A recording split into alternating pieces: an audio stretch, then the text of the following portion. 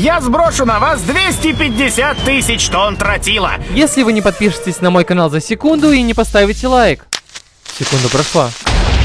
На этот раз он не один из тех отвратительных неудачников, которых мы обычно показываем вам, ребята. Не бери в голову. Они выбросили его, потому что, очевидно, его божественное благословение оказалось бесполезным. Они не знали, что он скрывал свою истинную силу. Его божественное благословение называется путеводителем. Он использует свое благословение, чтобы помочь группе героев в их путешествии, чтобы победить повелителя демонов и защитить мир. Очевидно, в этом мире не существует карт, и им приходится полагаться на этого контрабандиста Наофуми, который помогает им ориентироваться в своем мире. Все члены отряда героя имеют свои собственные божественные благословения, которые помогают герою выполнить свою миссию. Но мы никогда не увидим их в действии, потому что все они не так важны в истории. Всемогущее божество Демис дарует каждому человеку божественные благословения при рождении. Сиротам из трущоб могут быть дарованы общие благословения, а тем, кто имеет королевское происхождение, может быть даровано благословение вора. Эти благословения дают им особые навыки, и эти навыки также можно повысить, убив кого-нибудь с благословением. Этот мир, по сути, является миром ПВП, однако ситуация начала меняться в худшую сторону, когда появился главный герой, повелитель демонов. Он вторгся на континент и уничтожил 4 нации за один раз. Черт возьми, у них не было ни единого шанса. Героиня, женщина-воин по имени Руди, должна была выступить и сражаться за свой народ. Она стоит с мечом в руке и смотрит, как горит город, но в ее взгляде слишком много напряжения, не так ли? Гидеон верит, что боги не оставили их, когда дали Руди божественное благословение героя, несмотря на то, что оперативники атаковали 4 нации. Он верит в нее, потому что она его младшая сестра, но они даже внешне не похожи. Неужели он глупый? Из-за ее героического благословения Руди всегда не хватало способности проявлять эмоции. Однажды ненастной ночью, когда они с Гидеоном были еще маленькими, Гидеон спросил, не страшно ли ей. Она отрицала это, и Гидеон попросил подержать ее за руку, потому что ему было страшно. Когда они взялись за руки, Гидеон признался, что ему не было страшно. Он просто хотел взять ее за руку. Братан буквально воспитывает детей. Братан, нам нужно немедленно посадить этого человека за решетку. Руди спросил, почему, и Гидеон сказал ей, что иногда люди совершают поступки без причины. Руди этого не понимал, но Гидеон хотел сделать нечто большее, чем просто показать свою привязанность. Она улыбнулась, сказав ему, что любит его, и попросила его всегда оставаться рядом с ней. Однако Гидеон не мог этого обещать, потому что по сюжету он должен избегать этого пути, потому что это плохой конец. Он хотел стать сильным рыцарем, чтобы вместе с ней отправиться в приключения. Руди был разочарован, но Гидеон сказал ей, чтобы она не волновалась, потому что он будет рядом, когда она больше всего в нем будет нуждаться. Он спросил, не хочет ли она получить подарок, когда он приедет, и она ответила, что любит теплое молоко с медом. Несмотря на то, что Руди все еще был ребенком, она была вынуждена выполнять свой долг героя и отправляться на миссии по спасению беспомощных людей, которые получили божественное благословение быть жертвой. Одним из них было спасение маленькой девочки, которую захватил Альберт 10 уровня и увез в снежные горы. Она знала, что несмотря на то, что она была героем, она была слишком слаба, чтобы победить Альберта. Она даже не взяла с собой пластинчатые доспехи или длинный меч, о чем, черт возьми, она думает. Однако появился демон и заставил Руди вступить в бой, который, как она знала, мог стать для нее последним. Она попыталась сразиться лицом к лицу с совой-медведицей, но она бросила комара, что привело к критическому сбою при спасении ее колоды, отправив ее в полет с тяжелой травмой живота. И все это во время выполнения позы Юмчи. Она использовала свою целительную магию, чтобы быстро восстановиться и вернуться в бой. Существо предприняло еще одну атаку в ее сторону, но в конце концов она выпустила комара номер 15, что позволило ей увернуться от его атак. Она подбежала к сове-медведю, забралась ему на морду и бросила нет 20,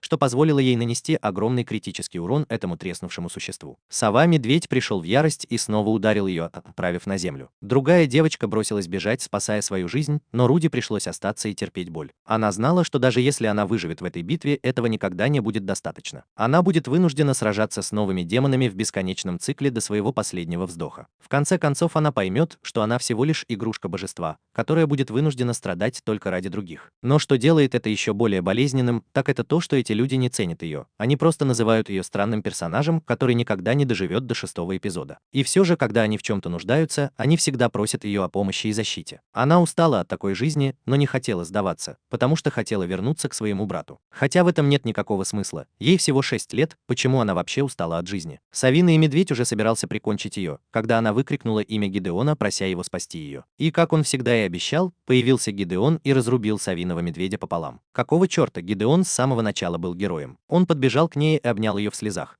сказав Руди, что она так сильно сосала, что ему пришлось буквально нести ее на руках, что заставило его плач. С тех пор два брата и сестра провели свой следующий год, выполняя миссию по охоте на демонов, пока не встретили повелителя демонов. Они сформировали отряд, в котором Гидеон использует свое благословение проводника, чтобы направлять и помогать им в битве. К ним присоединились мудрец Арес, крестоносец Теодора и мастер боевых искусств Данан. Впрочем, нет необходимости запоминать их имена, потому что они тоже второстепенные персонажи. Они посещают пограничный город Лагравия, чтобы узнать больше об армии орков, которую видели неподалеку. Они планируют разобраться с ними, когда заметят пьяного парня, внезапно приближающегося к девушке в баре. Парень приглашает ее выпить, положив руку ей на плечо, но девушка реагирует, используя парня как цирковой молоток, убивая невидимую крысу под ним. Мужчина оскорбил ее, когда готовился метать свои огненные шары, но она набросилась на него, велев убегать и открыть дверь, когда он будет выходить. Парень убегает, а девушка использует этот шанс, чтобы подойти к столику Гидеона и объяснить, что их земля не нуждается в вечеринке героев прямо сейчас, потому что сюжет еще не требует этого. Затем она выходит из бара, и двое парней рассказывают, что она принцесса Рид, благородная особа и их сильнейшая искательница приключений. После этой первой встречи Рид встречает Гидеона в другой вечер. Она спрашивает его, добился ли отряд героя какого-либо прогресса в их миссии по обнаружению армии орков, и он отвечает: нет, мы еще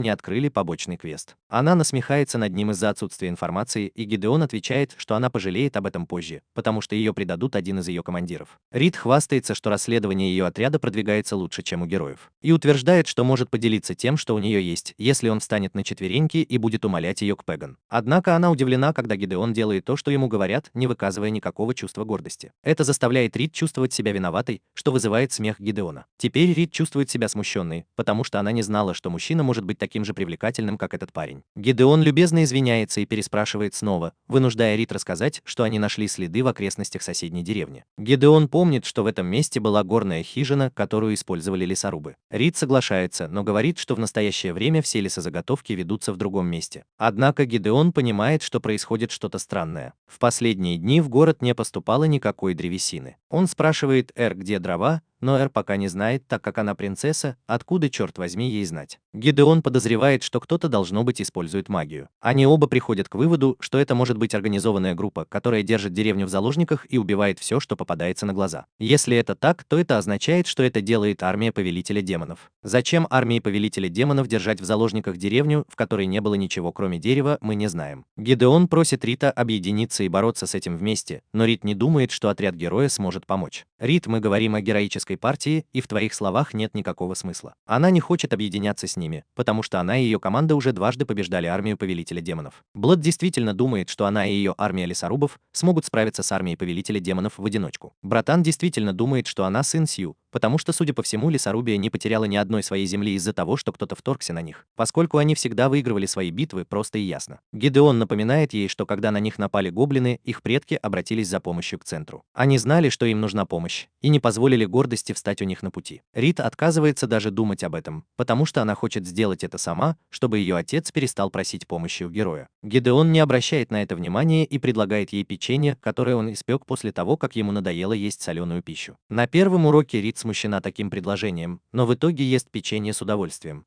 потому что в их городе она ест только щепки. Несколько дней спустя на празднике героев Рид и королевская армия обсуждают, что вражеское наступление остановлено. Один из рыцарей сообщает, что армия повелителя демонов скоро продолжит свое вторжение, так что им нужно что-то предпринять. Другой рыцарь боится, что если война продолжится, они все будут уничтожены, так как запасы еды и воды на исходе. Я не могу доверять парню, который так выглядит. У него такой вид, будто он собирается предать их в ближайшее время. Однако Рит объясняет, что их враг тоже должен столкнуться с теми же проблемами. Она обнаружила горную крепость, где враг хранил продовольствие, и думает, что именно там им нужно нанести удар. После того, как все согласились, что это ужасная идея, потому что осада вражеской крепости, где есть еда и вода, равносильно самоубийству для вашей армии. Рид чертовски глупа, но она все равно излагает план. Пока основные силы отвлекают врага, она поведет отряд искателей приключений в набег на крепость. Некоторые рыцари не хотят, чтобы принцесса вступала на вражескую территорию, потому что зачем позволять кому-то столь неопытному, как она, возглавлять отряд рейдеров? Но Рид говорит, что план безупречен. Мастер Рид планирует использовать королевскую гвардию в качестве приманки, пока она будет делать то, что должна. Отряд героя тоже хочет помочь.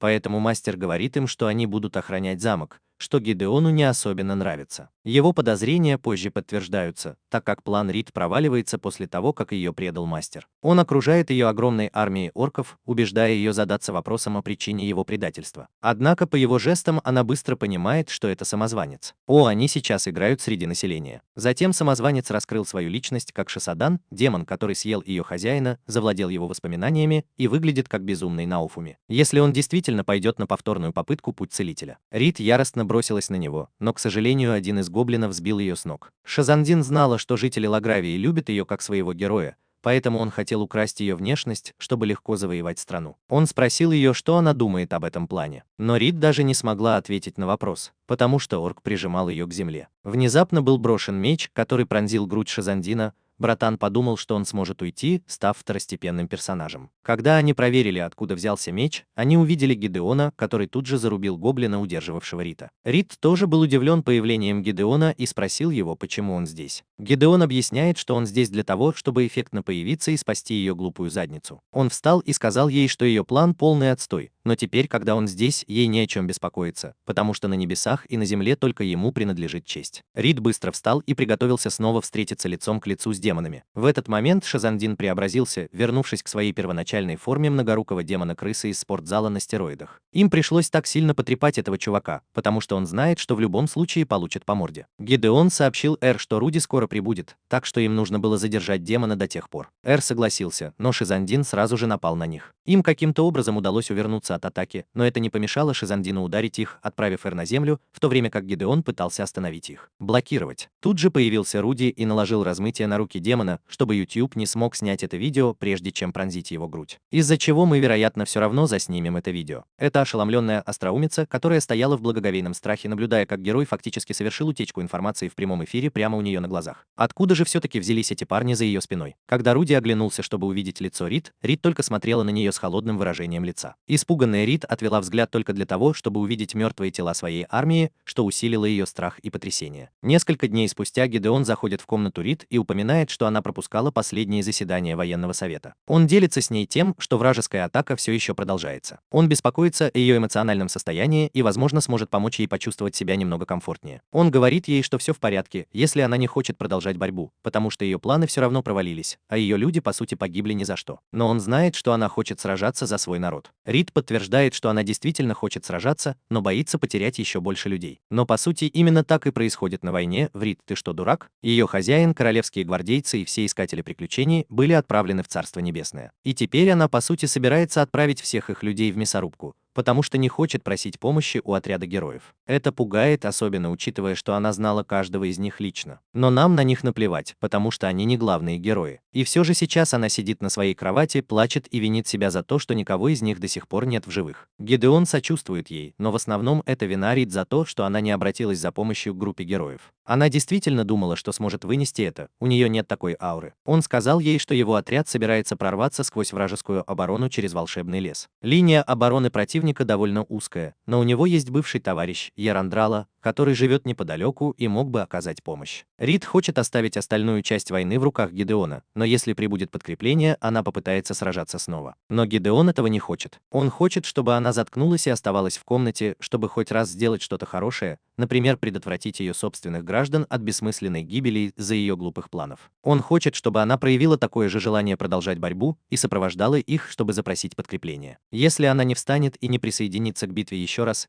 ее люди будут помнить только тот день, когда они нанесли массовый удар и их чемпион, из-за которого, по сути, погибли некоторые из их семей. Даже если повелитель демонов и его отряд потерпят поражение, люди Лагравии все равно будут помнить о потере, запечатленной в их сердцах, и все это из-за глупости Рита. Гидеон подбадривает Рид, говоря ей, что героям не победить в этой битве, но она должна продолжать сражаться за народ Лагервии. Рид внимательно слушает и перестает плакать, потому что знает, что Гидеон прав. Нация терпит поражение только тогда, когда прекращает борьбу, и единственный способ одержать победу – продолжать борьбу и, по сути, не выходить на передовую. Рид понимает, что именно она должна претендовать на победу. Однако их самой большой проблемой был тот факт, что армия повелителя демонов окружала Лагервию. Гидеону удалось разработать план обращения за помощью в соседнее герцогство Санленд. Чтобы это сделать, они должны проскользнуть мимо армии повелителя демонов, пройдя через чарующий лес, через который не могут пройти даже демоны. Они делают свою первую остановку в деревне на опушке леса, где встречают очаровательного эльфа по имени Ерандрала. Рид замечает, насколько близки Ерандрала и Гидеон, судя по их близости и тону разговора. Гидеон представляет Рид Ерандралу как свою подружку и говорит ей, что благословение Ерандралы – это пение деревьев, которое помогает ей разговаривать с растениями. Ерандрала объясняет, что ее благословение позволяет ей разговаривать с растениями и направлять их. Гидеон объясняет, что Ерандрала – ключ к их плану, поскольку армия повелителя демонов не знает, что в отряде героя есть хиппи. Рид впечатлен благословением Ерандралы, но все же спрашивает Гидеона, настолько ли он ей доверяет. Гидеон подтверждает это и начинает давать указания их группе. Он говорит Данану и Теодоре оставаться в деревне, чтобы защищать людей, в то время как он и остальные идут вперед через лес. Вскоре отряд отправляется в путь и входит в лес во главе с Ерендралой. Пока они идут, Уит замечает Гидеона и Ерендралу, которые весело болтают. Она чувствует ревность и хочет, чтобы Гидеон уделил ей немного внимания, но она знает, что этого не произойдет после того, как она проедет Эл в Лагарвии. Затем она замечает, что Ерандрелла держится за руку Гидеона и задается вопросом, что с ней не так, заставляя Руди посмотреть на нее. Она смущается и опускает глаза. Гидеон спрашивает ее, все ли в порядке. Она говорит ему, чтобы он не беспокоился о ней, ей это не нужно. Гидеон все понимает и приносит свои извинения. На самом деле она действительно хочет, чтобы он беспокоился о ней, но она не признается в этом, потому что она в школе дорогой. Через некоторое время Ерандрала останавливает их. Они видят гоблинов-разведчиков повелителя демонов, которые ждут их появления. Эти гоблины сидят на протеиновом коктейле «Братан, какого черта?». Гидеон видит, что приближается все больше разведчиков и придумывает план. Он будет отвлекать врага, пока Руди и Эр будут прорываться за линию фронта и получать подкрепление из Санленда. Эр и Ариес выступают против, потому что это слишком рискованно даже для Гидеона. Руди советует им доверять ее брату, потому что он главный герой, и просит Ерандралу пойти с Гидеоном. Эр беспокоится, что Гидеон пострадает, и пытается сказать Руди, что это не очень хорошая идея. Однако Руди говорит ей, чтобы она заткнулась и не ела дыни с трещинами. Гидеон уверяет Рита, что не стал бы предлагать то, с чем не смог бы справиться сам. Через несколько часов Рит и Руди возвращаются после успешного привлечения персов в качестве подкрепления.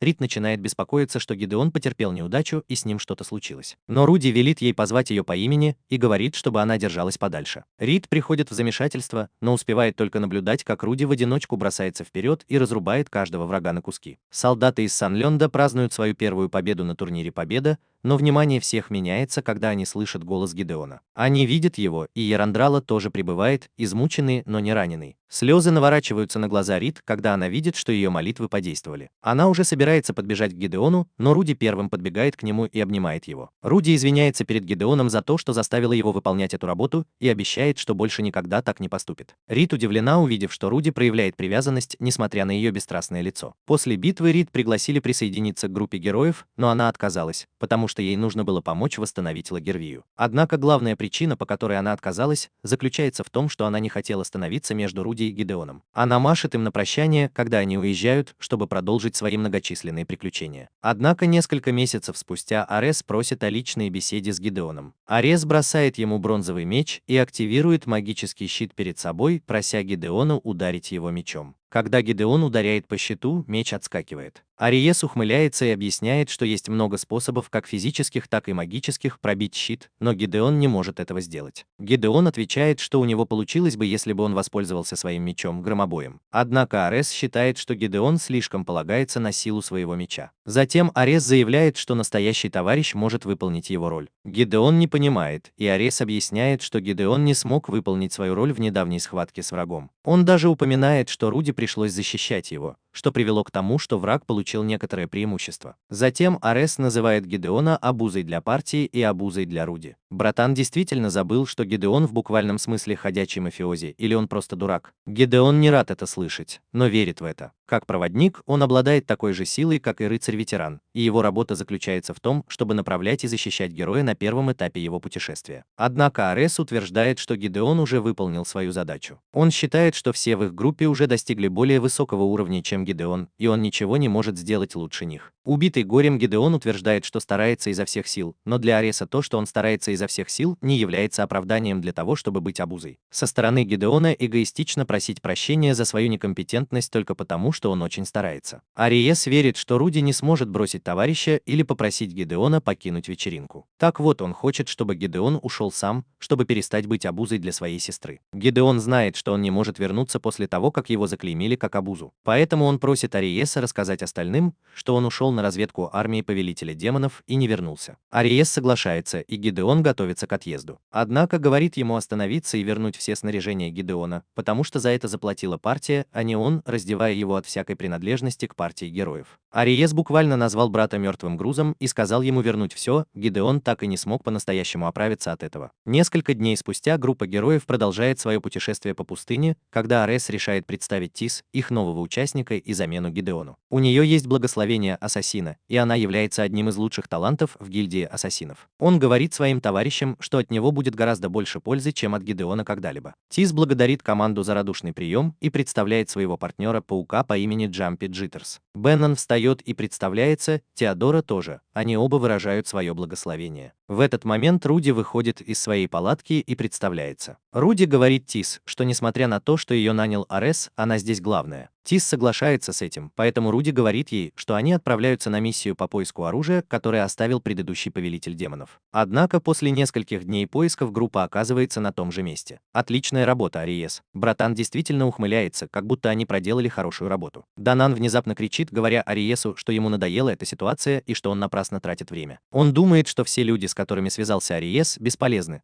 потому что у них все еще нет никаких зацепок, и они будут вынуждены вернуться за новыми припасами. Ариес объясняет, что найти оружие будет нелегко. В конце концов, это оружие повелителя демонов. Он также сделал все возможное, чтобы договориться с жителями пустыни, но безрезультатно. Ганон утверждает, что они никогда не сталкивались с подобной ситуацией, когда Гидеон был еще жив. Арес обижается, когда упоминает, что он мудрец, в то время как Гидеон просто какой-то случайный придурок с лучшими связями в мире, как практическими, так и коммуникативными навыками. Братан исчерпал свой аккаунт в LinkedIn. Однако Данана это не волнует. Он решает найти Гидеона и пригласить его обратно на вечеринку. Арес не может этого допустить и пытается остановить Данана. Данан останавливается и рассказывает, что присоединился к вечеринке только потому, что это казалось ему самым прямым путем к победе над повелителем демонов. Однако после ухода Гидеона все изменилось. Если Гидеон не вернется, Данан тоже покинет вечеринку. Данан говорит Аресу, что изгнание Гидеона было роковой ошибкой. Арес пытается объяснить, что Гидеон ушел сам, но в этот момент появляется Руди и приказывает Данану найти и вернуть Гидеона, шокируя Ареса. Арес не хочет этого, но он не может бросить вызов герою. Теодора спрашивает Данана, что он собирается делать, и Данан говорит ей, что у него есть только один выход – найти Гидеона. Но он думает, что Арес мог убить его, потому что он стоял у него на пути. Теодора спрашивает, не из-за того ли, что сказала Ерандрала. Данан помнит тот момент, когда Арес сказал всем, что Гидеон ушел с вечеринки. Конечно же, Ерандрала не мог поверить в эту историю и ударил Ареса, полагая, что это он убил Гидеона. Теодора упоминает, как Ерандрала была опустошена. У нее на глазах стояли слезы,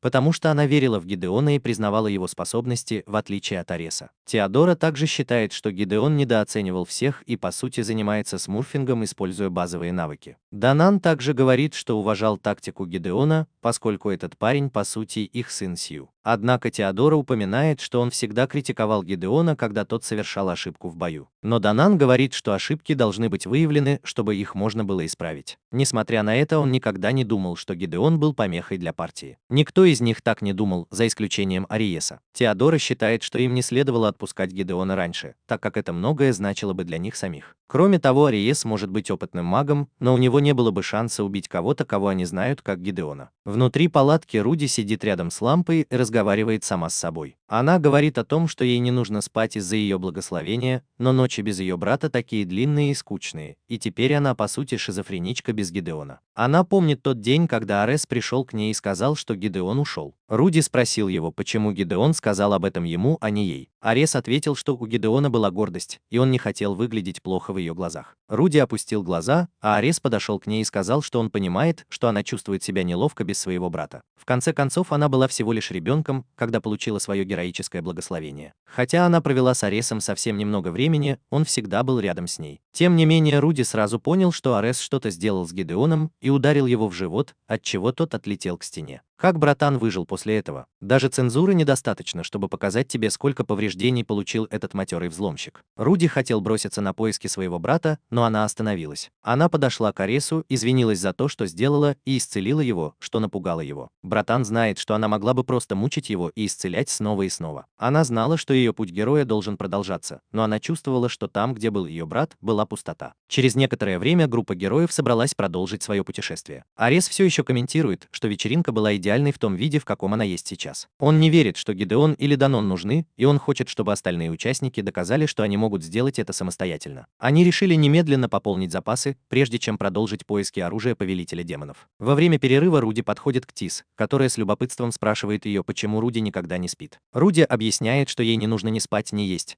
потому что ее благословение дает ей возможность автоматически засыпать и автоматически принимать пищу. Короче говоря, ее единственная задача – выполнять свой долг героя. Это означает, что большинство человеческих качеств ей недоступны, например, испытывать эмоции или температуру, что объясняет, почему она всегда невыразительна. Начинается песчаная буря, и пока Тис пытается прикрыться, Руди стоит неподвижно, как ни в чем не бывало. Героизм также обеспечивает ей 100% защиту глаз и тела буквально от всего. Роу в буквальном смысле находится в постоянном творческом режиме. Она заявляет, что поскольку она герой, она не может сбежать на поиски своего брата, поскольку это не входит в ее обязанности. После пополнения запасов группа отправляется в путь и прибывает в подземное место, где они сталкиваются с гигантским демоном с мечом в руке. Руди посылает Тисофа одного найти оружие предыдущего повелителя демонов, пока она и остальные сражаются. Она бросается на демона и умудряется разрезать ему лицо, но этого недостаточно, чтобы уничтожить его. Теодора также пытается атаковать демона, но он блокирует ее. Когда Арес пытается использовать магию, демон мгновенно обрушивает на него свой меч, чтобы нанести удар. Он замирает от страха, вынуждая Руди блокировать атаку. Пока Тис продолжает искать меч, Руди и Теодора усердно сражаются с демоном в одиночку. Арес остается стоять сзади, все еще застыв от страха. Братан знает, что ему крышка после того, как он заставил двоих передовых танка покинуть вечеринку. Руди говорит ему, что если бы Гидеон был рядом, он бы позаботился о том, чтобы он не выглядел как маленькая девочка. Они с Теодорой не предназначены для этого,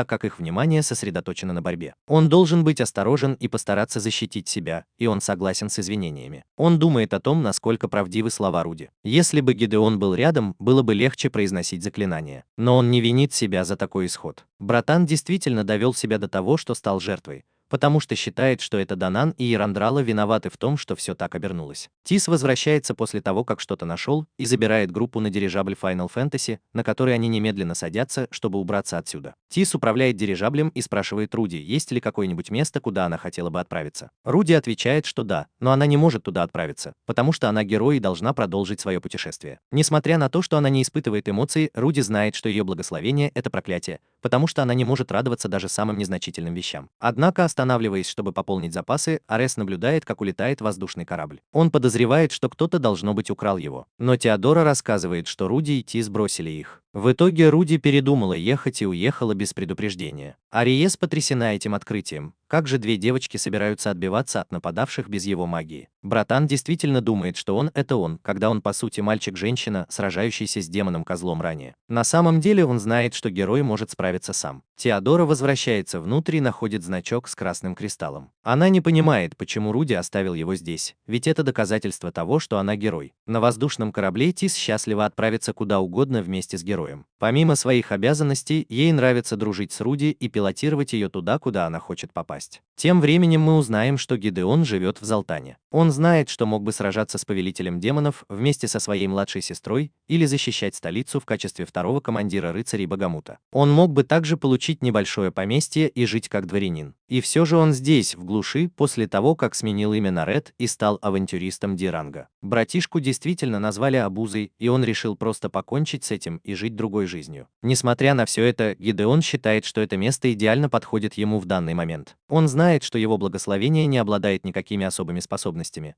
но оно дает ему некоторые общие навыки, которые очень полезны. Благодаря этим навыкам он способен выжить в Залтане, ориентироваться в местности и распознавать лекарственные травы. Во время миссии по сбору трав Гидеон замечает в лесу медведя-сову. Его первый инстинкт – убить его, но он останавливает себя, потому что он больше не в отряде героя. Когда он возвращается в город, к нему подходит Альберт, еще один городской искатель приключений. Альберт говорит ему, что они собираются в горы, чтобы решить проблему Альберта, и просит Гидеона присоединиться к его компании, так как он знает, как ориентироваться в горах. Гидеон отказывается от этого предложения, потому что предпочитает залечь на дно, чем расстраивает Альберта. Позже вечером он просматривает свои дневные доходы и обнаруживает, что все еще на мели. Братану следовало принять предложение Альберта о работе, но Манс не мог смириться с тем, что седовласые чуваки назвали его обузой. Братан думает, что он Мао-Мао и хочет открыть аптеку, но с тем количеством денег, которые он зарабатывает, ему потребуется больше 24 серий, чтобы сделать это. И их бюджет на первый сезон рассчитан всего на 13 серий. К нему в дверь стучится друг Гонзу, который сообщает, что у его племянника Танты высокая температура и заболевание, называемое белый глаз. Гидеон начинает волноваться и спешит к Танте. Он узнает, что Танта потерял сознание во второй половине дня и беспокоится, что он может ослепнуть, если болезнь не лечить более 24 часов.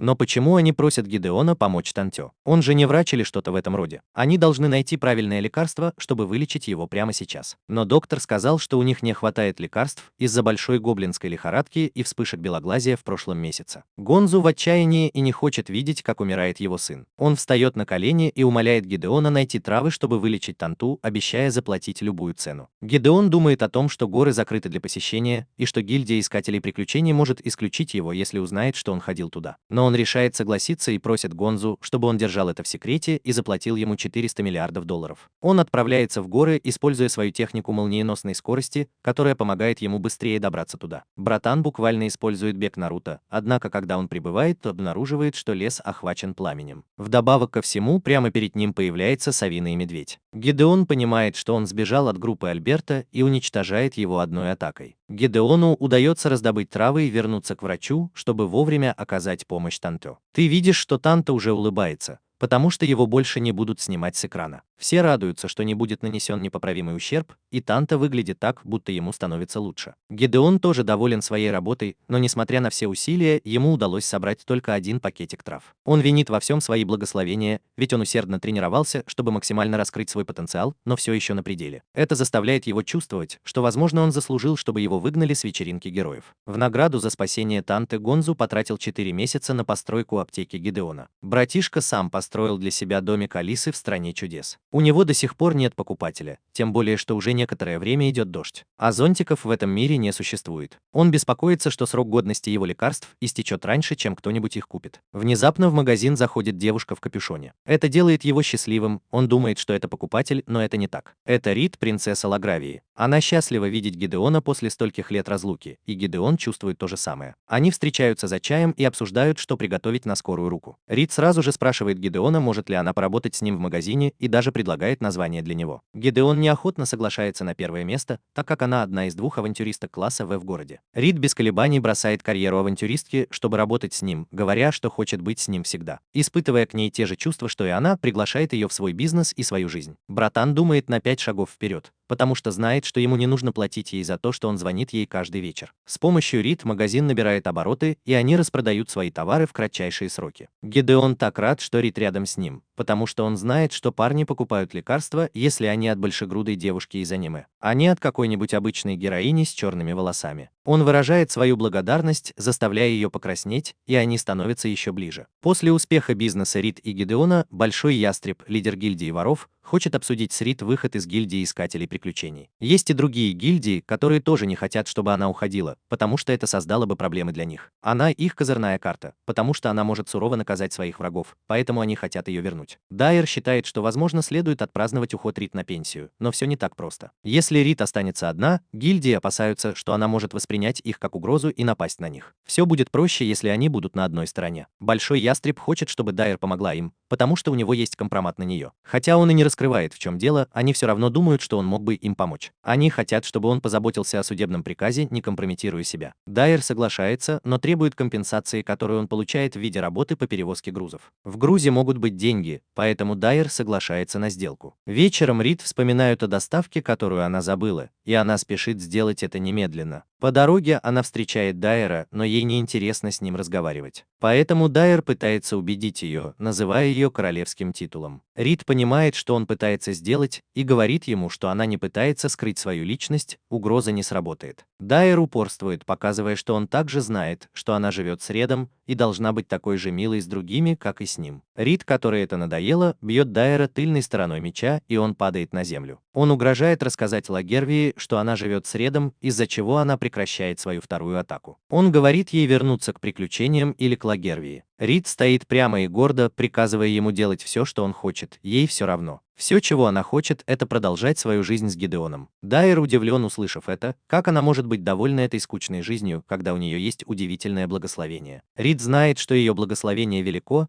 но она хочет только такой простой жизни с Гидеоном, что подтверждает, что Гидеон собирал вещи. Она забирает свой пакет и продолжает свой путь к месту назначения. В другой день, когда Рид и Ред уходят из магазина, они оставляют Элла, друга Танты, там одного. Приходит человек по имени Годвин и спрашивает о мальчике. Позже Гидеон рассказывает Риду об этом. Годвин был одним из людей Большого Ястреба, который принес меч для Алла. Гидеон показывает Рид меч с красным лезвием и просит ее осмотреть его. Рид делает это и узнает, где был сделан меч. Она рассказывает, что у него есть несколько магических улучшений, одним из которых является наложенное на него заклинание определения местоположения. Это означает, что тот, кто получит меч, всегда может быть найден заклинателем. Гидеон задается вопросом, зачем Большому Ястребу понадобилось выслеживать Алла. Он думает, что, возможно, Большой Ястреб мог бы использовать Алла в своих интересах. Когда Эл рассказывал Гидеону о визите Годвина, он выразил желание стать таким же чемпионом, как у Рид, но он все еще не был уверен, чего хочет он сам или чего хочет его благословение. Гидеон сказал ему спросить у меча, чего он хочет – сражаться в битвах или защищать своих близких. Он сказал, что именно это однажды сказал ему копьеносец, имея в виду Теодору. На следующий день Дайер и его люди загнали Рита в угол, приняв его за Алла. Они сказали ей, что Большой Ястреб ищет Алла. Они используют багровый меч, чтобы выследить его, но, к несчастью для них, меч у Рид. Она смеется над ними за их промах и немедленно снимает плащ, чтобы показать себя. Она говорит им, что поскольку заклинание определения местоположения не показывает, у кого меч, она использовала его, чтобы обмануть их. Дайер не впечатлен ее трюком, поэтому он приказывает своим людям преподать ей урок. Но именно она преподает им урок. Один из мужчин подходит к ней и показывает, что он ее знает. Рид понимает, что этот мужчина не человек, и он немедленно раскрывает свою истинную форму демона с топором. Однако Рид легко побеждает и его тоже и выигрывает битву. В другой раз, когда Рид и Гидеон были в своем магазине, в магазин неожиданно валился мужчина. У него рана на плече, и он молит о помощи, падая на пол. Гидеон немедленно отправляется проведать его и просит Рита отправиться туда, чтобы выяснить, что с ним случилось. Рид соглашается и спешит туда. Она бежит через весь город, чтобы добраться до остановки, где несколько человек получили ранения. Человек, совершивший эти ужасные нападения, является членом партии Альберта, которого Рид узнает. Рид переходит в режим защиты, когда видит, что он, похоже, жаждет большего. Он пытается напасть на нее, но она уклоняется от атаки. Она понимает, что у него есть благословение вора, и начинает задумываться об этом. В этот момент появляются другие участники группы, которые тоже выглядят сумасшедшими, с топорами в руках, готовые к нападению. Рид делает все возможное, чтобы защитить себя и победить маньяков, но в конечном итоге мужчины погибают от стрел. Они исходят от Альберта, и Рид спрашивает его, что происходит. Альберт тоже не знает. Он никогда бы не подумал, что кто-то из его членов может сделать что-то подобное. Он просит Рита оказать медицинскую помощь людям, которых он только что убил. Рид вместо этого поднимает на него оружие, явно подозревая его, но затем опускает его через 2 секунды. Она поднимает обе руки, чтобы избавиться от желания похлопать Альберту, и извиняется за это. Желание похлопать кому-нибудь приходит с благословением. К счастью, такой человек, как Рид, может их контролировать. Позже вечером, после того, как проблема была решена, выяснилось, что Альберт и Большой Ястреб с помощью Годвина стояли за нападениями. Гидеон пришел на встречу с Альбертом и Большим Ястребом. Он небрежно здоровается с ними, но Альберт не хочет, чтобы какой-нибудь авантюрист высшего ранга вел себя с ним непринужденно. Он обвиняет Гидеона в том, что тот помог ему попасться, и нападает на него. Но Гидеон уклоняется от атаки и блокирует следующую, удивляя Альберта и остальных. Альберт не понимает, как Гидеон может делать это простым мечом, когда у него есть еще более мощный меч. Он замечает, что Гидеон тоже мог бы стать чемпионом, но Гидеона больше интересует меч, поскольку это оружие демонов. Альберт признается, что устал от Золтана, там все такие ленивые, и они радуются даже самым незначительным достижениям. Он не хочет тратить там свою жизнь впустую, поэтому он заключил сделку с демоном ради лучшей жизни. Он обещает просто стать героем и не совершать ничего дурного. Гидеон говорит ему, что он позволил этому зайти слишком далеко. Сейчас из-за этого погибло много людей. Альберт считает это необходимой жертвой. Он хочет объединить всех жителей Золтана для борьбы с армией Повелителя Демонов. Именно по этой причине он заключил контракт с демоном, чтобы посвятить всю свою жизнь борьбе с Повелителем Демонов. Большой Ястреб поддерживает его, говоря, что контракт был заключен не из злого умысла, а из сострадания. Альберт повторяет, что он хочет превратить Золтана в военную силу, которая сделает его величайшим чемпионом всех времен. Он представляет себя рядом с героем, сражающимся с армией Повелителя Демонов. Он просит Гидеона присоединиться к нему в битве с Повелителем Демонов и стать героем. Но если Гидеон этого не хочет, он может просто победить его там и стать единственным героем Золтана. Гидеон говорит ему, что ни один из этих вариантов его не интересует. В это же время их окружают несколько охранников,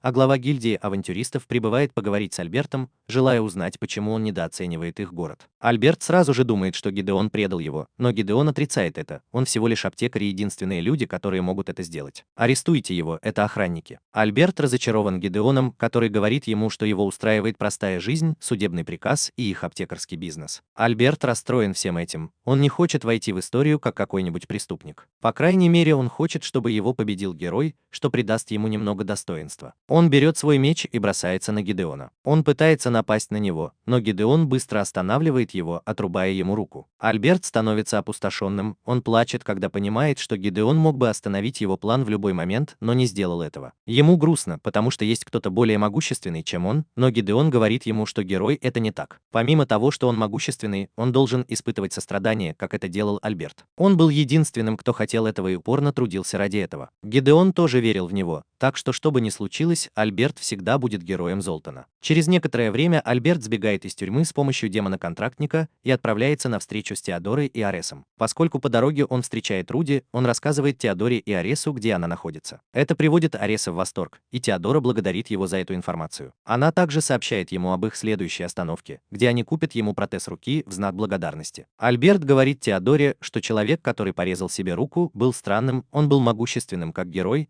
но он решил им не быть. Он не понимает, почему кто-то не предпочел это скучной работе аптекаря. Теодора объясняет, что у человека есть свобода воли, он может следовать своему благословению или нет. Альберт спрашивает ее, если это правда, то почему Всевышний дал им благословение. Теодора отвечает, что это по той же причине, по которой он дал им свободу воли. Однако она также не знает, должен ли кто-то строго следовать их благословению или выбрать другой путь. Она все еще ищет ответ. Пока все находятся в своих путешествиях, Данан также все еще ищет Гидеона. Он садится на корабль, направляющийся в Золтан. Во время перерыва в баре к нему подходит человек в капюшоне и спрашивает, не ищет ли он Гидеона. Он представляется как Бьюи и говорит, что тоже ищет Гидеона. Он хочет объединиться с Дананом и искать вместе. Тем временем Рит выслеживает вора, которого она настигает. Она возвращает ему то, что он украл, и говорит, что он зря потратил ее время. Вор ухмыляется ей, и она настораживается, отскакивая от него. Таким образом, она уклоняется от взрывчатки, которая срабатывает внутри мужчины, пытающегося ее обезвредить. Брит шокирована тем, что кто-то может подложить взрывчатку в своего подчиненного. Прямо в этот момент появляется группа воров и пытается напасть на нее. Она беспокоится, что потеряла бдительность и теперь не сможет должным образом защитить себя. Но она старается изо всех сил и убивает одного человека, в то время как о других заботится внезапно появившийся Данан. Рид быстро приводит себя в порядок, прежде чем заговорить с Дананом. Она спрашивает его, почему он в Золтане, и он объясняет почему. Рид беспокоится, что Данан заберет Гидеона, но он говорит ей, что не сделает этого, так как понимает, что Гидеон нашел там дом. Он подходит к одному из побежденных им людей и обнаруживает, что этот человек на самом деле демон-преследователь с капюшоном. В итоге они приходят к выводу, что вор, который взорвался ранее, является членом гильдии воров. Деймон просит Эр помочь ему с информацией, так как он больше не хочет встречаться с Гидеоном. Он просит ее ничего не говорить и говорит, где его найти. Эр соглашается и уходит. Когда она уходит, Данан хитро улыбается. Руди и Тис тоже направляются к Золтану. Тис смирилась с тем, что теперь она пилот Руди. Она спрашивает ее, почему она едет к Золтану. Руди объясняет, что там есть знахарь, которого ей нужно найти. Недавно она нашла лекарство, которое дает ей надежду, и его изготовителем является Золтан. Но находясь в Золтане, она хочет скрыть свой статус героя и хочет, чтобы Тис относилась к ней как к попутчице. Тис бросает в пот, потому что она не думает, что у нее получится. Руди ничего не знает о том, что значит быть обычным путешественником, и она хочет, чтобы Тис помогала ей всякий раз, когда она попадает в просак. Хотя Тис ничего не может обещать, она рада, что может быть надежной для Руди. Две девочки приезжают в Золтан и быстро придумывают маскировку и псевдонимы. Руди получает новое платье и новое имя Руэр,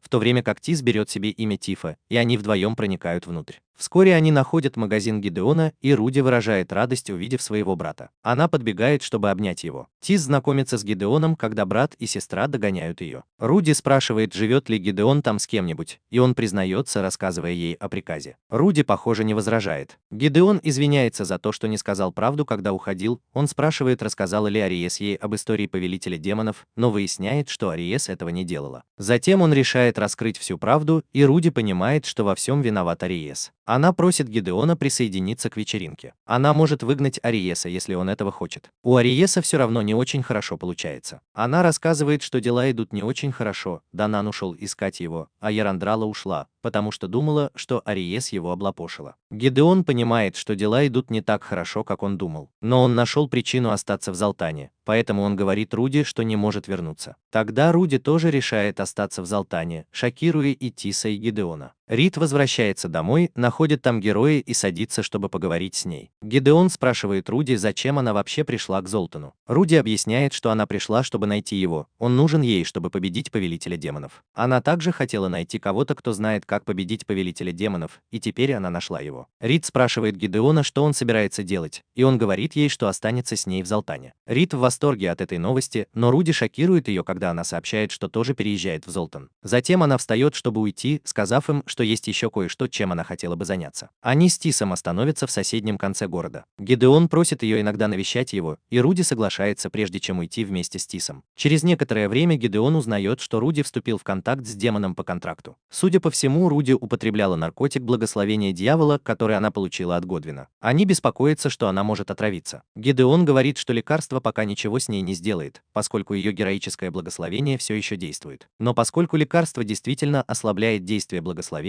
это только вопрос времени, когда оно ослабнет. Если это произойдет, она отравится. Они все беспокоятся и надеются, что до этого не дойдет, но они должны сначала подождать и услышать, что есть у Годвина. Чтобы сказать. Гидеон встает и направляется к эльфийским руинам, где находится Руди. Тис спрашивает его, расстроен ли он из-за того, что Руди вызволил Годвина из тюрьмы. Гидеон не в восторге от этого, но поскольку никто не пострадал, это не имеет значения. Тис рада это слышать и просит его рассказать об этом Руди, так как она может волноваться по этому поводу, и Гидеон соглашается. Она говорит ему, что ей нужны алхимические инструменты, которые Годвин заказал в порту. Гидеон говорит ей, что он проедет мимо порта и найдет все, что сможет. Рид обещает взять Тис с собой и тоже отправиться к эльфийским руинам. Теодора, Арес и Альберт скоро прибудут в Золтан через порт. Это ужасное место, и Альберт беспокоится, что его там узнают. Теодора уверяет его, что повязки, которые у него на лице, волшебные и отвлекут от него внимание. Она предлагает им остановиться в гостинице, так как порты являются информационными центрами, но Арес не хочет там оставаться. Он отправляется искать гостиницу во внутреннем городе, оставляя Теодору и Альберта позади. Он проходит мимо Буи, который с любопытством смотрит на него. Гидеон прибывает в порт, чтобы найти инструменты, и когда он видит некоторые вещи, которые могли бы пригодиться, Данан окликает его. Двое друзей обнимаются, а Теодора и Альберт становятся свидетелями этого, используя магическое заклинание, чтобы оставаться скрытыми. Они встречаются за обедом, и Данан спрашивает Гидеона, почему он ушел. Гидеон рассказывает ему, как он достиг своего предела, но Данан тут же отрицает, что это правда. Он объясняет, что все стало яснее, когда Гидеона больше не было рядом. Он хвалит его как грозную силу, человека, который сохранял спокойствие, даже сражаясь с более сильным врагом. Его тактические навыки оказали им огромную помощь. Партия нуждается в нем, но Гидеон говорит Данану, что вернуться назад больше невозможно, он нашел здесь дом. Он извиняется за это, но Данан все понимает. Он знает, что несмотря на резкую критику со стороны Ареса, Гидеон решил покинуть партию по собственному желанию. Так или иначе, Данану интересно узнать, чем Гидеон занимается в Золтане, так что он тоже останется здесь на некоторое время. Гидеон не возражает против этого, но признается, что у него проблемы с Руди. Он говорит ему, что она страдает из-за своего благословения. Данан не понимает, но он хочет помочь своему герою. Он встает, чтобы они могли пойти и помочь Руди, но Гидеон хочет догнать его и узнать, как Данан потерял руку. Данан решает рассказать ему об этом по дороге в горы. Альберт и Теодора готовятся последовать за этими двумя и узнать больше. Тем временем Арес ждет в гостинице, когда к нему стучится Данан, у которого две руки. Он спрашивает, почему Данан здесь, и Данан говорит ему, что он нашел Гидеона. Он немного раздражен, что Руди нет рядом с Ариесом, но не обращает на это внимания. Он продолжает рассказывать, что Гидеон планирует поселиться в Золтане вместе с Рид. Это злит Ариеса, который считает, что он рисковал своей жизнью, как мог Гидеон сбежать, чтобы жить мирной жизнью с принцессой. Данан, похоже, не так обеспокоен, как Ариес. Он только замечает, что Руди не удастся вернуть Гидеона. В этот момент он задается вопросом, действительно ли Руди знала о Гидеоне все это время. Арес начинает подозревать, что, возможно, она знала об этом после разговора с демоном-контрактником, в то время как Данан ухмыляется ему. Арес просит Данана отвезти его в магазин Гидеона, чтобы тот приказал ему исчезнуть из жизни Руди. Данан сомневается, что Гидеон просто так это сделает, но Арес клянется, что заставит его. Даже мысль об этом приводит его в ярость. Данан с радостью ведет его в магазин, радуя тем, что он навсегда покончит с Гидеоном. Они прибывают, и Арес уничтожает имущество, требуя от Гидеона ответов. Но Гидеона там нет. Поэтому Арес приходит в ярость и начинает неистовствовать, уничтожая все, что может найти. Данан говорит ему, что то, что он делает, пустая трата времени. Но Арес не хочет этого слышать. Он зол, его невозможно остановить. Однорукий Данан все еще с Гидеоном и говорит ему, что Шизандин все еще жив. Когда Данан сел на корабль, идущий к Золтану, на него напал авантюрист, который откусил ему руку и сбросил с корабля. Он выжил, потому что его прибило к берегу порта город. Несмотря на то, что Дана не видел его истинного облика, он уверен, что это был Шинатин. Гидеон не может поверить своим ушам. Он был уверен, что Руди хлопнул Шизандина по плечу. Данан говорит ему, чтобы он не беспокоился об этом, на этот раз они победят его. Именно в этот момент они видят дракона духа, перевозящего Ареса вместе с самозванцем Дананом, который на самом деле является Шизандином. Арес и Шизандин проходят мимо них и направляются в горы, куда ушел Руди. Когда Гидеон и Данан осознают это, они решают следовать за ними изо всех сил. Эр вместе с Тисом тоже направляются в горы, где они встречают Гидеона, который бежит быстрее Данана. Он говорит им, что Данан отстает от него, и объясняет, что они встретились в порту. Эр признается, что встречался с Дананом раньше, и извиняется за то, что не сказал ему об этом раньше. Гидеон спрашивает ее, было ли в Данане, которого она встретила, что-то особенное. Она говорит нет, и он говорит ей, что у Данана, которого он встретил, нет правой руки. Девочки шокированы, узнав об этом. Гидеон рассказывает им, что Данан рассказал ему о Шизандине. Рит ничего не понимает, потому что она была там, когда Шизандин хлопали, как и все остальные. Гидеон уверен, что Данан говорит правду, потому что он не часто забывает врагов, с которыми сражался. Рит начинает чувствовать вину за то, что ничего не сказал раньше. Если бы она что-то сказала, Гидеон знал бы, что она встретила не Данана, и она бы отправилась за самозванцем. Несмотря на ее клятву никогда больше не прикасаться к мечам, она хочет сразиться с Шизандином. Гидеон согласен с тем, что Шизандин представляет огромную угрозу и должен быть остановлен. Они будут сражаться вместе, чтобы потом не пожалеть об этом. Гидеон выходит первым, а Вид и Тис следуют за ним. Через некоторое время он подходит к руинам, зданию, спрятанному в корнях дерева. В этом месте темно и трудно ориентироваться без света. Гидеон использует световую палочку, чтобы найти дорогу, и видит, что одна из дверей выломана, что заставляет его заметить, что Руди иногда бывает неряшлив. Когда он подходит к отверстию сломанного входа, он обнаруживает, что там нет пола, только яма. Он спускается до конца, достигает нижнего этажа и оттуда направляется на юго-запад. У другого входа он находит письмена лесных эльфов, вырезанные на стене. Там написано «Бюро администрации героев», но он не понимает, почему это находится в древних эльфийских руинах. Он пока не обращает на это внимания и продолжает идти. В конце концов он находит другую дверь и открывает ее, думая, что Руди внутри. Как только он открывает дверь, что-то выскакивает наружу и пугает его. Из-за этого он выхватывает меч, готовый к атаке. К счастью, это всего лишь Годвин, который удивлен его внезапным появлением. Гидеон спрашивает его, где Руди, но Годвин не знает. Гидеон просит его позвать ее, но он отказывается, говоря, что она его пугает. Гидеон решает сжать руку Годвина так сильно, что тот кричит от боли, предупреждая Руди, который немедленно появляется. Она подбегает к нему с мечом, готовая защитить Годвина, но обнаруживает, что на него нападает ее брат. Руди и Гидеон уходят в другую комнату, чтобы поговорить. Гидеон начинает с извинений за то, что не смог помочь ей в трудную минуту. Он говорит ей, что он тоже пытался найти способы исцелить ее благословение. Он показывает ей флакончик с отваром, над которым он работал, и который, как предполагается, уменьшает потребность в благословении, но поскольку это яд, на нее он не подействует. Руди не понимает, потому что она думала, что Гидеон всегда хотел спасти мир. Именно поэтому он так усердно тренировался, чтобы стать сильным рыцарем, и в отличие от нее, он решил стать героем. Гидеон признается, что несмотря на то, что это правда, он сделал все это, чтобы защитить ее. Это потому, что она дорога ему. Это приводит Руди в замешательство. Он, по-видимому, способен выразить какие-то эмоции, поскольку ее благословение постепенно ослабевает. Гидеон рад, что она уходит со своего поста. Однако она чувствует себя плохо, потому что бросила своих товарищей, сбежала из плена и теперь пытается избавиться от своего благословения. Она беспокоится, что, возможно, совершает ошибку, поскольку весь мир ожидает, что она будет героиней. Она задается вопросом, нормально ли для нее быть обычным человеком, можно ли ей вообще это делать. Гидеон уверяет ее, что ей это позволено, так же, как и ему. Руди рад слышать это от своего брата, она кладет голову ему на грудь и говорит, что она эгоистка и не заслуживает быть героем. Но она счастлива, что Гидеон принял ее такой, какая она есть, и говорит ему, что любит его. Арес и Шизандин прибывают на гору и ищут ее. Шизандин рассказывает Аресу о древних эльфийских руинах, и Арес требует, чтобы его отвезли туда. Шизандин любит возиться с ним, только сейчас она говорит ему, что руины находятся очень глубоко под землей, и наблюдает, как он злится. Данан все еще пробирается к горе, когда Теодора и Альберт пролетают над ним на драконе. Они останавливаются, чтобы подвести его. Рид и Тис прибывают к руинам и встречаются с Гидеоном и Руди. Руди теперь выглядит более оживленной, ее глаза блестят, и она слегка улыбается, когда говорит. Она благодарит Тиса за то, что он привел к ней Гидеона и Риту. Гидеон предлагает им побыстрее поговорить с Годвином, чтобы он мог объяснить свои планы. Чтобы создать дьявольское благословение, Годвину нужны сердца демонов.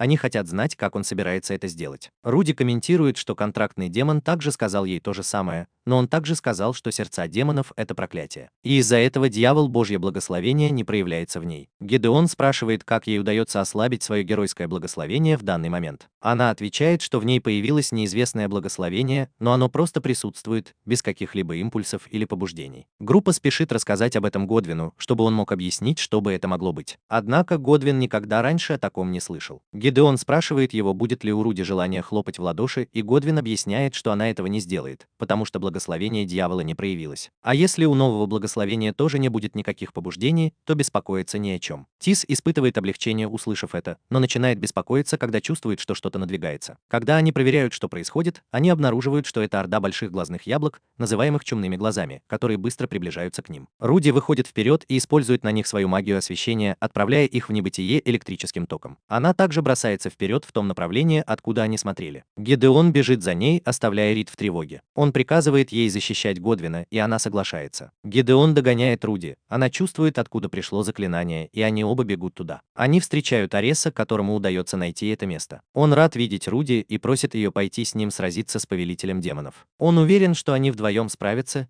им больше никто не нужен, потому что все остальные — бесполезный кусок дерьма. Он подходит к ней и протягивает руку, чтобы Руди мог взять ее и пойти с ним. К сожалению, Руди больше не ищет приключений. Теперь она хочет жить как Руди, а не как герой. Ариес понимает, что Руди не может заставить себя отказаться от бремени брата. Поэтому она решила все уладить. Она слишком добрая. Гидеон пытается его поправить. Но Ариес не хочет слышать это из уст Абузы, он злится. Он быстро заставляет Гидеона замолчать с помощью магического импульса, который отправляет его в полет и ударяет о стену позади. Теперь, когда Гидеон успокоился, он снова просит Руди пойти с ним. Руди просто немедленно вытаскивает свой меч и вонзает его ему в живот. Она говорит ему, что он ничего о ней не знает, он даже не пытался узнать. Она говорит ему, что его жизненно важные органы все еще целы, он может просто исцелить себя сам. Ему повезло, хотя если бы он причинил Гидеону боль, она бы хлопнула его прямо сейчас. Шазендин ждет за углом, прислушиваясь к разговору, и он быстро превращается обратно в Бьюи. Руди бежит проведать Гидеона и исцеляет его. Она поворачивается к Ариесу, чтобы сказать ему, что она больше не герой и никогда больше не придет к нему на помощь. Они с Гидеоном оставляют его в недоумении, почему герой не хочет жить как герой и почему именно он страдает из-за этого. Пока он яростно подвергает жизнь сомнению, Шазандин в роли Бьюи появляется у него за спиной, представляется и предлагает ему целебное зелье. Арес быстро выздоравливает без помощи Шазандина, удивляя его самого. Удивительно, но Арес быстро понимает, что Бай – демон Асира, у которого нет благословения. Шинсандан впечатлен и предлагает Аресу сделку о совместной работе. Арес думает, что это безумная идея, но когда Шазандин рассказывает ему о реликвии, которая может заставить Руди вернуться к нему, он соглашается. Пока они гуляют, Арес вспоминает свою первую встречу с Руди. Он был сражен ею. Она сияла превыше всего остального в мире. Это, казалось, исчезало в ее присутствии. Он испытывал к ней глубочайшее уважение и чувствовал, что нашел цель в своей жизни – бороться бок о бок с ней и писать о том, что неправильно. Он все еще хочет выполнить свое предназначение. Поэтому он должен найти эту реликвию и снова сделать Руди своим. Руди и Гидеон расскажут остальным об Аресе и о том, что он намерен сделать. Тис считает, что Арес пал слишком низко в том, что он сделал, особенно учитывая, что он работает с кем-то другим. Гидеон насторожился, когда услышал это, так как он не видел Шазандан. Тис может чувствовать Шазандан, но очень слабо, и когда она упомянула, что он притворяется кем-то другим, они поняли, что это он. Им интересно, что Шансандан пытается сделать с Аресом, и хотя они не уверены, Гидеон думает, что будет лучше, если они спросят Ареса, прежде чем он его обманывают. Они решают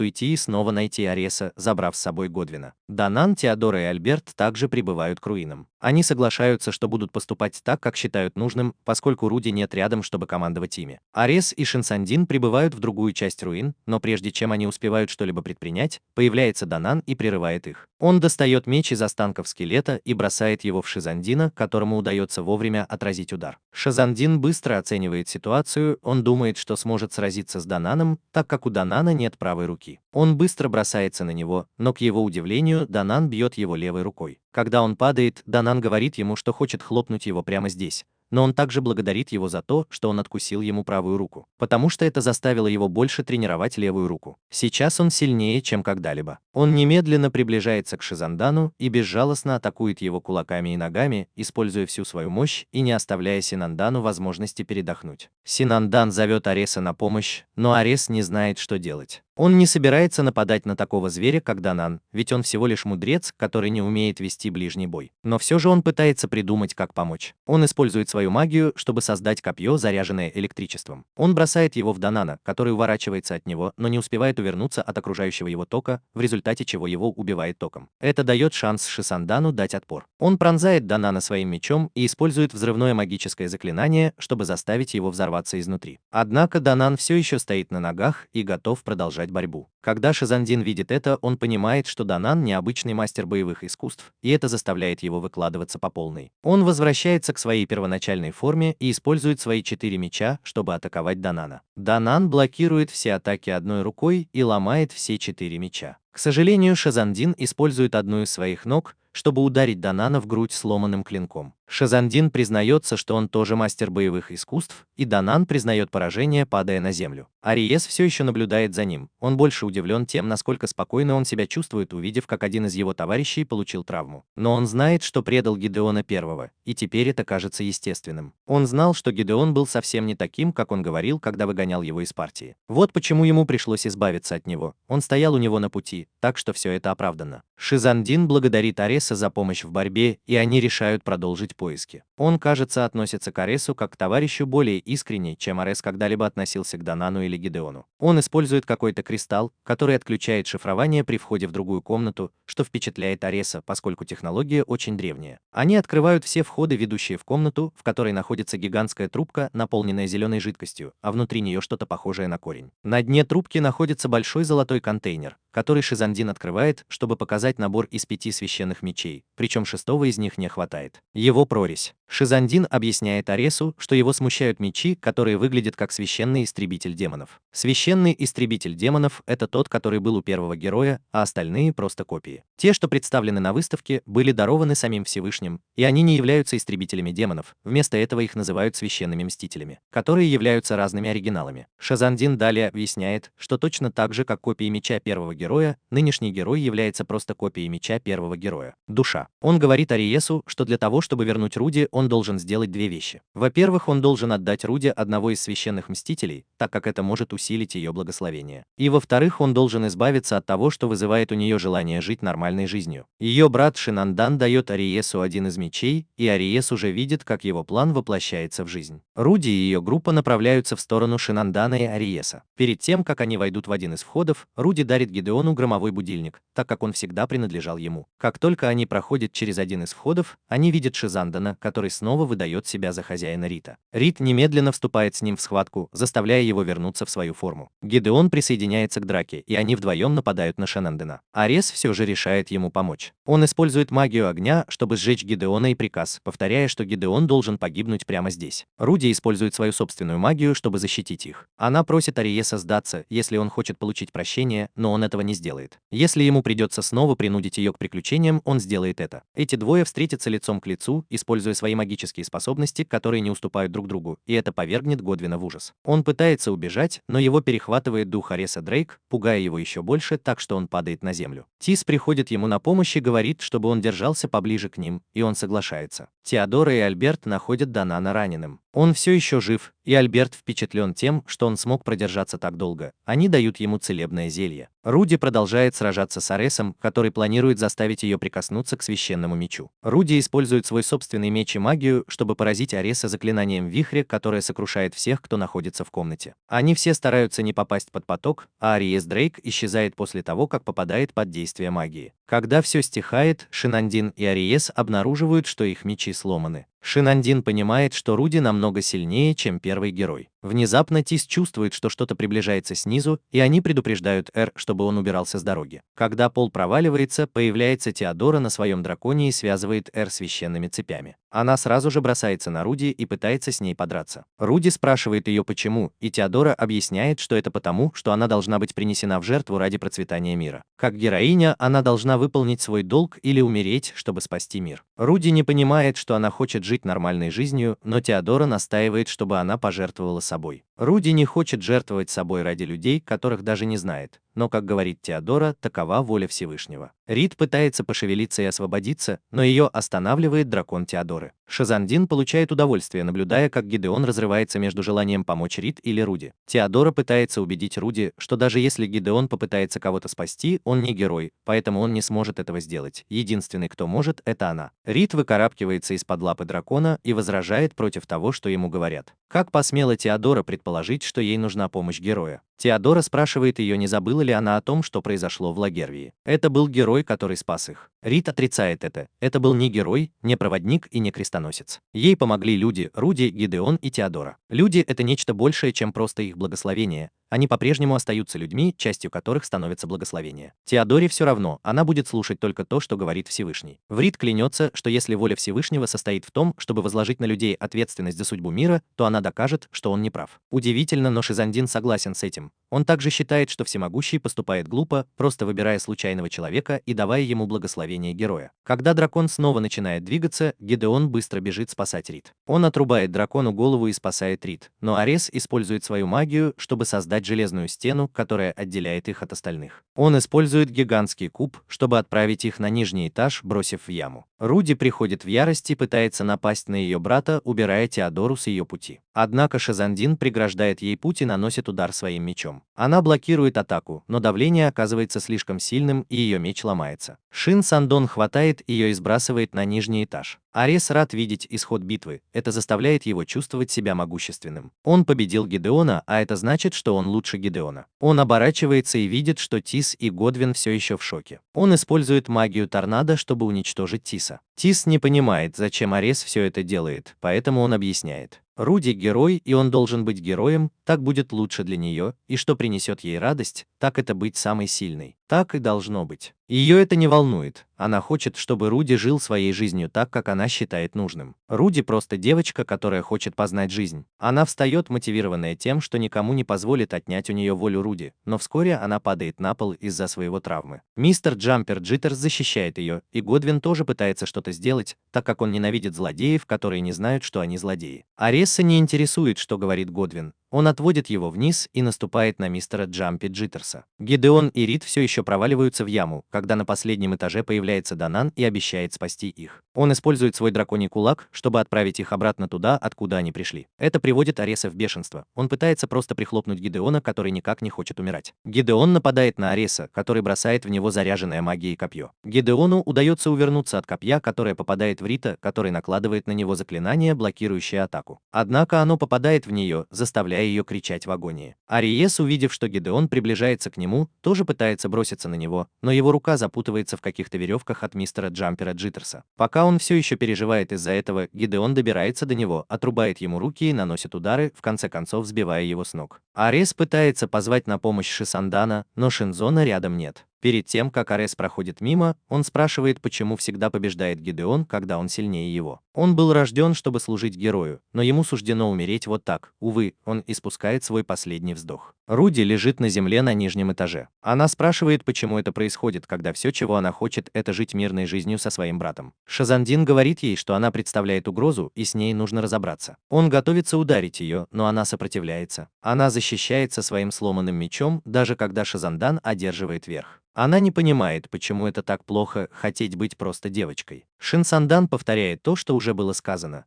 Герой должен быть героем. Руди уже устал от всего этого. Это так сильно ее злит, что она требует вернуть Гидеона. Шизандин видит гнев в ее глазах и берет себя в руки. Руди бьет его кулаками с такой силой, что он отлетает в сторону. Он быстро встает, и ей приходится достать оружие. Она берет одного из священных мстителей, который выпал из рук Шина Сандина, и делает его счастливым. Они обмениваются яростными ударами, и Шин Сандан понимает, что цель близка. К сожалению, Руди отрубает ему голову и тут же хлопает в ладоши. После этого она стоит с мечом в руке. На ее лице все еще читается ярость, которая, казалось, поглотила ее целиком. Этажом выше Гидеон дает Теодоре целебное зелье, и Годвин не понимает почему. Гидеон объясняет, что она их друг, хотя в последнюю минуту она стала их врагом. Он не хочет, чтобы Руди чувствовал себя виноватым из-за убийства одного из ее товарищей. Руди поднимается снизу со священным мстителем в руке, Она выглядит такой же бесстрастной, как и раньше. Гидеон рад ее видеть, но он замечает перемену в ее поведении и начинает беспокоиться. Руди смотрит на него 2 секунды, прежде чем попытаться его укокошить. Тис перехватывает удар, спасая Гидеону жизнь. Она просит Руди не причинять Гидеону вреда, так как он ей очень дорог, и падает без сознания. Годвин впадает в панику, когда понимает, что у Руди возникает желание похлопать в ладоши, чего, как он думал, не произойдет. Гидеон встает и просит Рита и Годвина помочь Тису. Он отходит от них, чтобы увести Руди в другом